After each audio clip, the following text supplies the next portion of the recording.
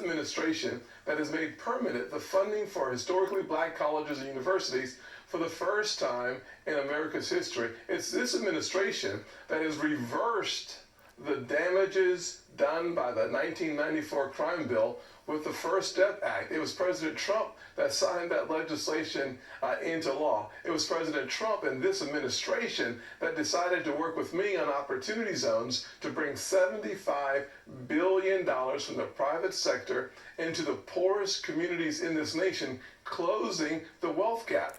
What do you say to him? None of that's true.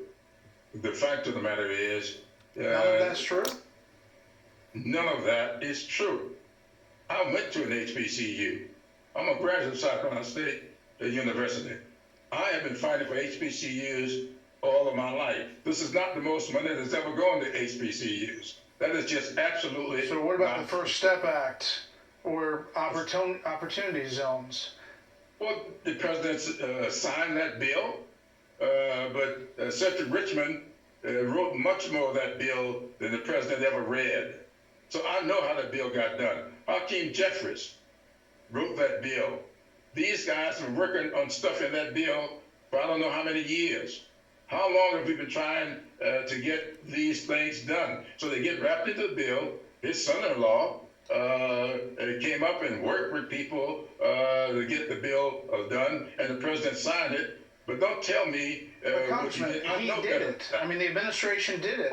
It wasn't the Obama administration that did it. It was the Trump administration. Well, you can argue if you want to. I didn't come here to argue with you, but you can argue it if you want to. It's just not true. And that's not the only thing that this president says that's just not true. Okay, I understand, but you're not giving the Trump administration any credit for the things that Senator Tim Scott has said it should get credit for. Absolutely not. I'm not, because he doesn't deserve it. I'll give anybody credit who deserves it.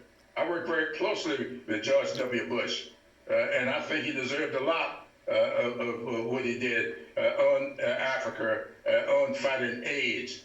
So I give credit where credit is due, but I'm no better than that. Now, I don't want to get into these opportunity zones, but you tell me about money spent in opportunity zones. I ask you, who got the wealth out of the money spent in opportunity zones?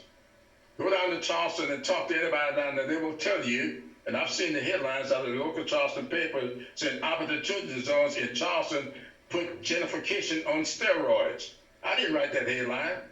A white person wrote that headline. And you will hear it all over this country. That's what opportunity zones have done. Put gentrification on steroids. When you go in and you make an investment, wealthy man, in a black community and build a dormitory for a college, and you get the income off the dormitory, and none of the people that live in that neighborhood can live in that dormitory. Come on, I know better than that. We're going to end on this.